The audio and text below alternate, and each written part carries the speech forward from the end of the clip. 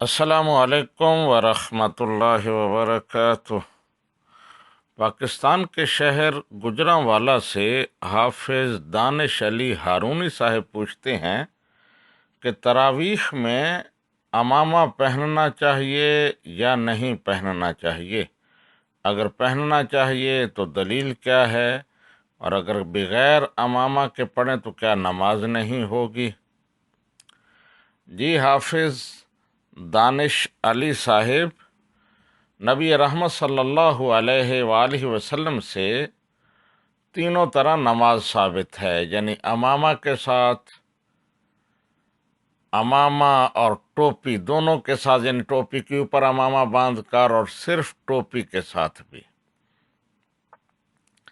تو اب جس صورت میں بھی نماز پڑھی جائے گی، نماز ہو جائے گی، نماز تراویح ہو، کوئی اور نماز ہو، لیکن عمامہ کے ساتھ نماز پڑھنے کی فضیلت اور مقام اپنا ہے، یعنی ٹوپی اور اس کے ساتھ عمامہ ہو، یا ننگے سر کی بجائے عمامہ باندھ کر ٹوپی پہن کر نماز پڑھی جائے تو اس کا ثواب زیادہ ہے۔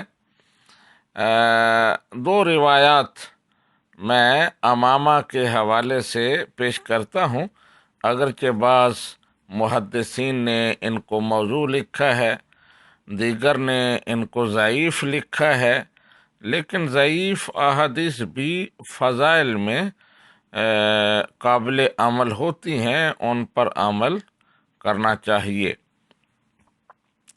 کنز العمال میں ہے، رکعتان بعمامۃ خیر من 70 رکعۃ بلا امامہ۔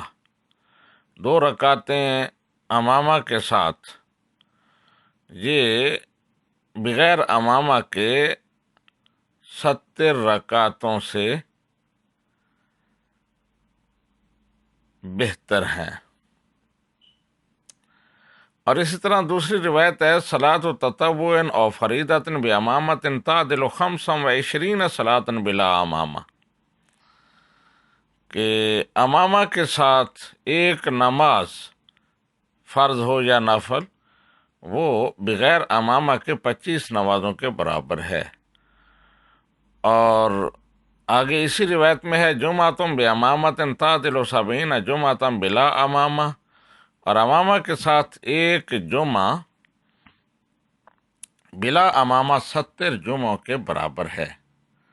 تو بہرحال عمامہ کی فضیلت ثابت ہے دیگر بھی کئی حوالوں سے، لیکن ٹوپی کے ساتھ بھی نماز ہو جاتی ہے۔ اگر تراویح اپنے ٹوپی پہن کر پڑھائی ہیں تو نماز ہو جائے گی، کیونکہ نبی رحمت صلی اللہ علیہ وآلہ وسلم سے ثابت ہے، صحابہ کرام سے ثابت ہے۔